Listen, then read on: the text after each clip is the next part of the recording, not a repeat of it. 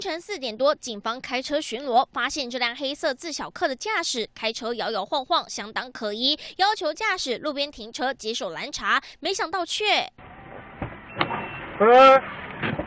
车子几乎都停好在路边，却还往前方货车撞上去，让警方第一时间要车上的2男1女统统下车。但一靠近车窗，发现2男1女这3个人交叠在一起，让警方觉得更加可疑。